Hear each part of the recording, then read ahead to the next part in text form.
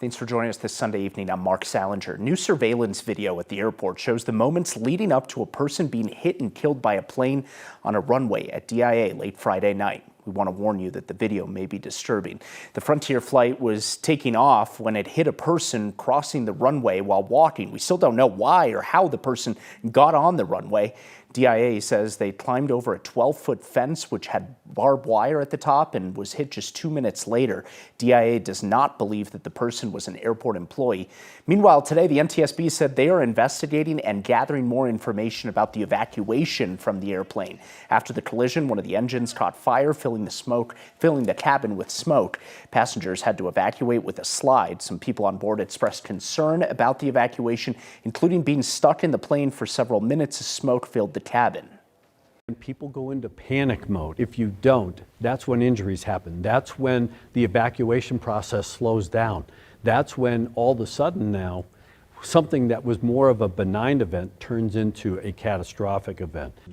That's 9 News aviation analyst Greg Fife. The airport says 12 passengers reported minor injuries and 5 were taken to the hospital. Fife says he thinks the investigation should generate some good information within the next week or so.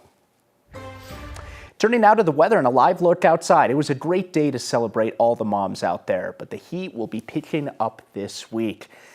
Kathy Sabin joining us this Sunday evening. Hey, Kathy, a beautiful day out there. Happy Mother's Day to you as well. Thank you so much, and happy Mother's Day to all the moms out there. I mean, Mother Nature really did provide us with a beautiful day.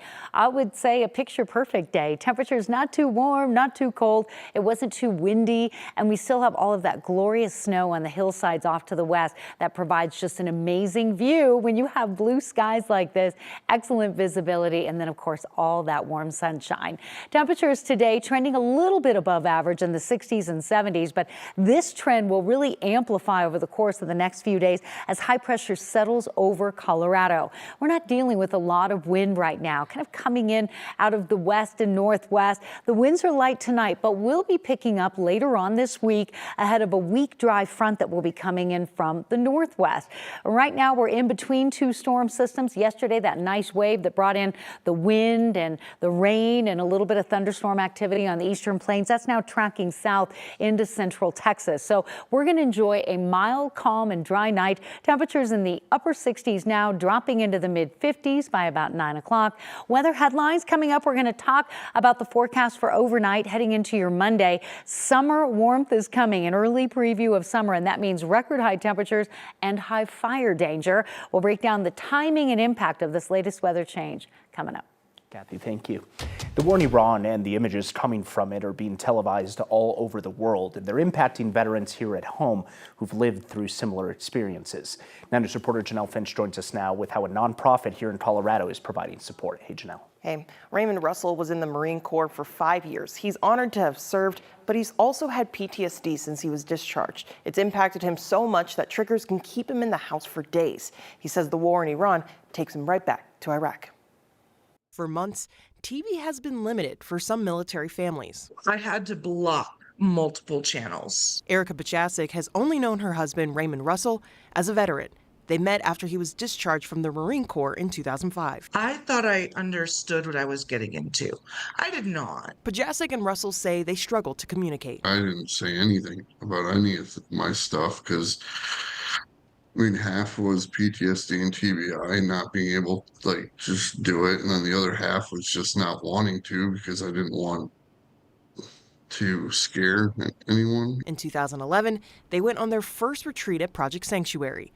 They walked away stronger in their relationship and gained a new family. It's not just some groupie, some program you go to, and then when you're done, they're like, okay, have fun. No, after that, you're part of their family, and they're always checking on you. Project Sanctuary check-ins are more frequent as war rages in the Middle East. I did go back to our military families and said, hey, talk to me. Founder Heather Ray says the follow-up is just as important as the initial connection. Because we know it's a continuum. We know that it's a process. Russell says the war takes him back to his days in uniform. To me, it's deja vu. It's Iraq all over again. The military that are going to get sent are going to be over there, and they're going to suffer casualties for the same exact reason. Somebody's greed. They've managed war triggers by blocking TV channels, but Ray knows Others will be leaning on her nonprofit even more. That we're always having a conversation with these families. Hey, we're here. Project Sanctuary says altitude can have an effect on veterans, so they also host retreats in Texas and Georgia. They say in the nearly 20 years, they've worked with more than 10,000 participants on more than 350 retreats. Janelle Finch, 9 News. Janelle Finch reporting. Appreciate it. Thank you. Tomorrow, Denver City Council will consider a resolution about affordable housing preservation here in Denver. Council is debating whether to opt out of a state law that gives the cities the rights of first refusal and first offer for residential properties that could be used for affordable housing. Instead, the city could use their own standards of right of first refusal, which go further than the state's. People in favor of the ordinance say this will stop older apartment buildings from being demolished and flipped into luxury housing, but opponents are worried that this will slow down new housing developments as a whole. The meeting starts tomorrow at 5 p.m.